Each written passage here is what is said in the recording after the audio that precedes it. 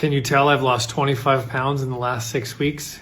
It was much easier than you might think. Now bear in mind, I wasn't trying to lose any weight at all. I was inflicted with an intestinal disease that I'm currently managing. And oddly enough, I'm extremely grateful for this experience. And let me tell you why. It's not because of the weight loss, although for many, I'm sure that would be an added bonus. It's because this situation is something that's put me in position to be incredibly black and white about my choices. This is what wake-up calls do, if we in fact wake up to them. I got incredibly sick, incredibly weak, and I fucking hated it. And because of how bad things were, I was so incredibly driven to find a solution. This is the beauty of the contrast of life. That led to research, procedures, and me now being incredibly strict on my medication and my diet. It's also been a beautiful reminder that if you want something bad enough and you're 100% committed to it, your conviction can move things incredibly quickly. It made me think about all the people struggling to lose weight, or just pondering the idea of starting a business, or pretending they're okay in their current relationship state when they really aren't. When you get incredibly committed to what you want, the path becomes crystal clear. However, most of us are waiting for the path to be clear and then I'll be committed. It doesn't work like that. P.S. At the end, I'll tell you, if you're someone looking to lose weight, I'll tell you my recipe. Now, I wanted to talk about this weight loss thing because I'm very aware that losing weight is actually incredibly easy in terms of how to do it. Like, it's very simple. I should say simple, maybe not easy. You eat less than you normally do, and you might want to try what I'm doing, which is you cut out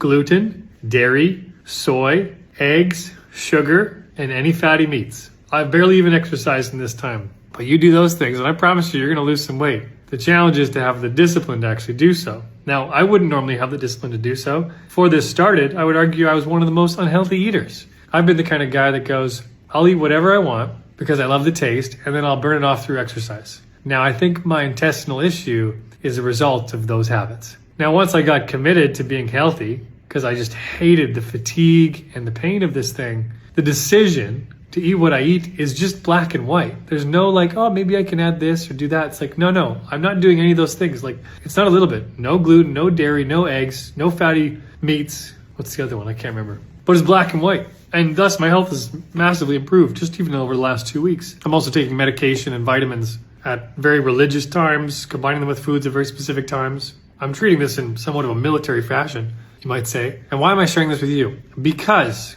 all of my work is to touch, move, or inspire you into action towards what you really want and care about. The topic of this page is obviously relationships. Now, the funny thing is relationships include everything. Relationships to your family, to your colleagues, to yourself, to your future or past partners. Our relationships are the greatest predictor of our quality of life. And when we get really clear about the kind of relationships we want to have, the kind of person we want to be in those relationships, decisions get super easy. And most of us are not struggling with our situation. We are struggling with our ability to make clear decisions. So I challenge you to question, what are you actually committed to? Whether it's being healthier, whether it's relationships, whether it's career, how committed are to that really? How bad do things have to get before you fully commit to a new way? Question that. Because in order for us to have this kind of openness to the diet I have or the relationship you want or career you want, we first have to give up all our situational excuses. Like, this food has no flavor, or eating has become incredibly boring, or whatever it might be.